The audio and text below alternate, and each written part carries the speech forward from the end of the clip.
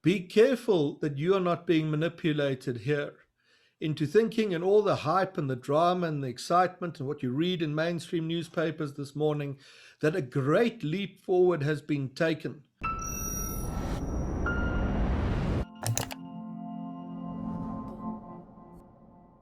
ANC Secretary General Magashule has been handed a suspension notice by the party.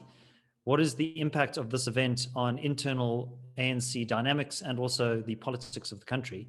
Well, joining me to discuss is Frans Cronje, Director of the CRA. Frans, what is your reading of this event and some of the potential risks arising from it? David, very important, significant, good on the whole, of course, but there are risks around it. There are a number of those. Number one, a possibility exists that Mr. Magashule might beat the charges that he's facing. They don't, on the face of it, appear to be incredibly strong. Depends in part on the judge, of course. So he could be back. That's risk number one.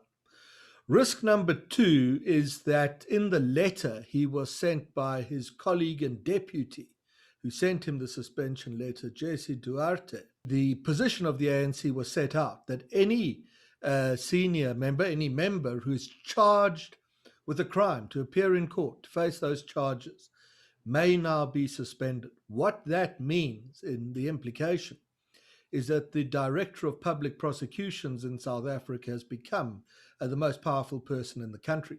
Could literally reshuffle the cabinet or set up a coup of sorts, in a leadership coup within the ANC. Is that sustainable? How will this be used as a factional weapon in the party? All of that lies ahead, but it's all in the terrain of risk. The third issue that comes up from all of this is that Mr. Ramaphosa is now undoubtedly, as we have been advising our clients, in charge of his party and in charge of his government. And the risk there means that the inflection, both economic and ideological, of policy coming out of the party and the government must reflect to a considerable extent his own economic and ideological convictions. And if that is the case, it is arguably the greatest, a longer-term risk that faces our country now. Enjoying this analysis? Click here to sign up for our 30-day free trial for more content from the CIA. What are the prospects for many more senior leaders in the ANC being prosecuted? Does the NPA have the capacity and the will to follow through on these high-profile prosecutions? Let's make that number four. Fourth risk to come out of this. Is this scapegoating? Is this what happened with Jacob Zuma, the removal of an admittedly influential but ultimately expendable political player in order for the ANC to demonstrate to the public that it's serious at fighting corruption? Now, the ANC knows it's in trouble politically. It knows it's in trouble on the question of corruption, and it knows that it must be seen to fight corruption. I've seen extracts of minutes from ANC meetings in which it's worded pretty much like that. We must be seen to be doing something about this.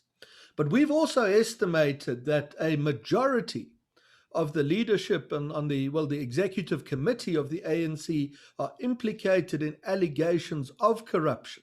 Now, those are only allegations. We're not a law enforcement agency. Perhaps the implicated people are all perfectly innocent, but perhaps they are not. Our take has always been that there is an institutional problem of corruption around the ANC, and it must be dealt with at an institutional level. That means sweeping prosecutions of literally scores of people across the senior ranks of the party and of the government. Be careful that you are not being manipulated here into thinking, and all the hype and the drama and the excitement and what you read in mainstream newspapers this morning, that a great leap forward has been taken towards eradicating the scourge of corruption and state capture from the country. Doing so will require sweeping prosecutions across the senior ranks of the government, past and present, and the present leadership of the African National Congress. If this move on Mr. Magashule translates into that, it is to be welcomed, and it marks a real turnaround in South Africa's governance prospects. But if this is simply what we saw with Jacob Zuma, a great pantomime of pursuing a scapegoat about the countryside with much drama that draws in the media and public interest and culminates in a dramatic moment such as that of the letter of Ms. Duarte, then we are not making substantial progress. And in that case, expect that new scapegoats will be found to again entertain the public. But none of that will be allowed to transition to what it needs to be, sweeping prosecutions across the board.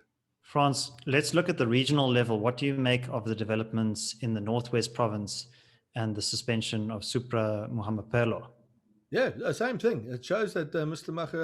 Magashule's faction, what's called the state capture faction, although that doesn't quite sum it up, is on the back foot, and that Mr. Ramaphosa's faction, for what it's worth, again, not a perfect description of the ANC, has certainly got the upper hand. That's what we've been telling clients in our notes on Monday mornings over the past several weeks, that Cyril Ramaphosa is in charge of the government and he is in charge of the ANC. Thanks very much, Frans. If you would like to read the Monday Morning Risk Alert, subscribe to the CRA. You can join us on our 30-day free trial.